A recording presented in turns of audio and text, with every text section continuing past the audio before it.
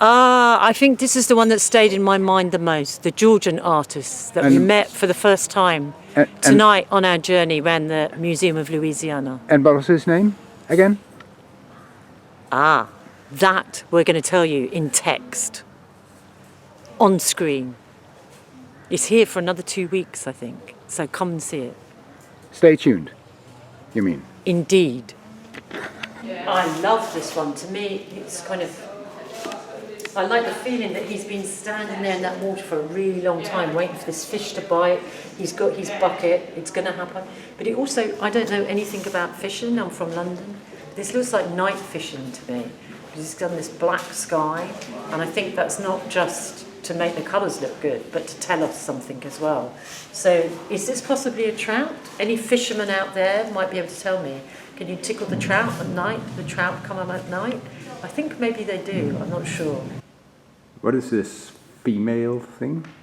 I don't know, it's a very attractive reclining nude, which is like a classical theme throughout the history of art. But I'm interested in why you were attracted to it. They look very peaceful and sort of Mother Earth characters, both of them, thinking with the little bird in the background as well. So I want to ask you, behind the camera, why do you like this two pairing of these two reclining ladies? Because they're both full of harmony. Good answer. And I like the colors.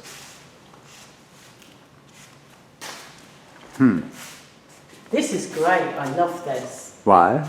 Because one, I love his boots. And two, I love their moustaches.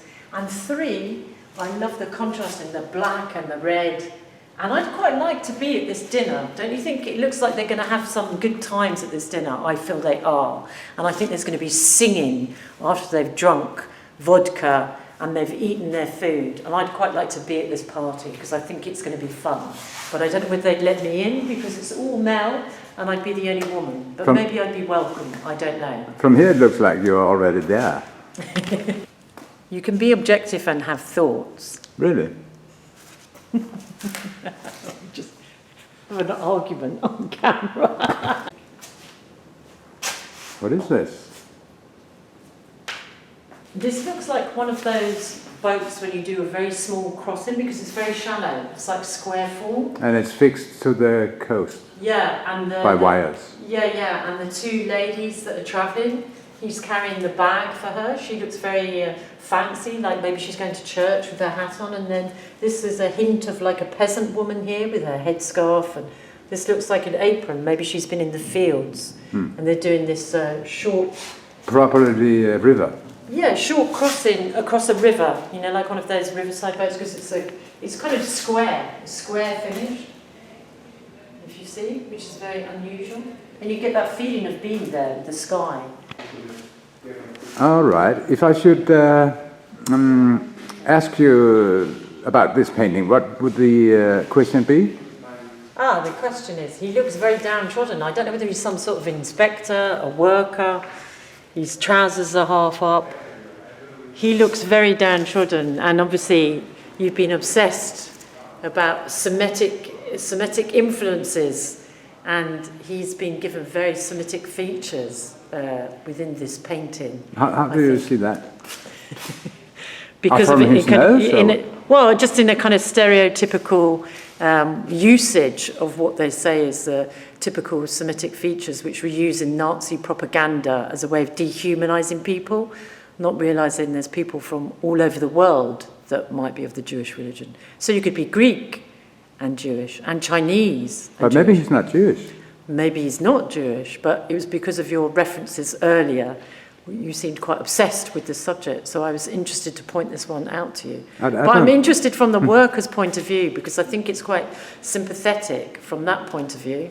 He's like proletariat, he's looking very tired, but he's a headband on his hat. Saying he's what do you say?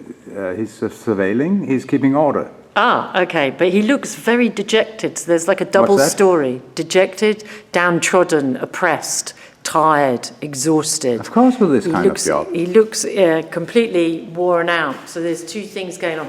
He's got a kind of uniform. Could you step away? He's got a uniform, but he's looking kind of powerless at the same time.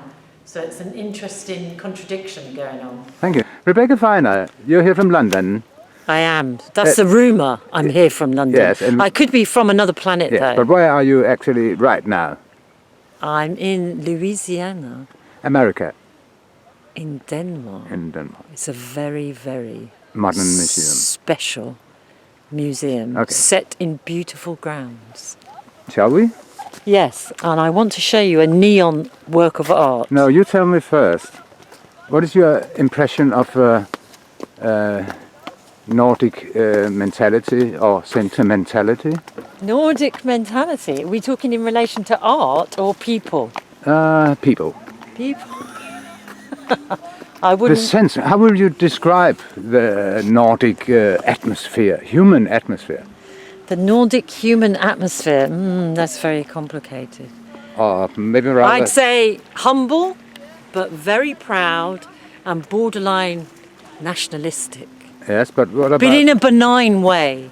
But what about... They love flags here, which as a Londoner I find very confusing. Yes, but what about the... They give flags on your birthday. No, but I'm thinking of more emotional matters. Oh, emotional matters. Because Scandinavian people are often described as depressive,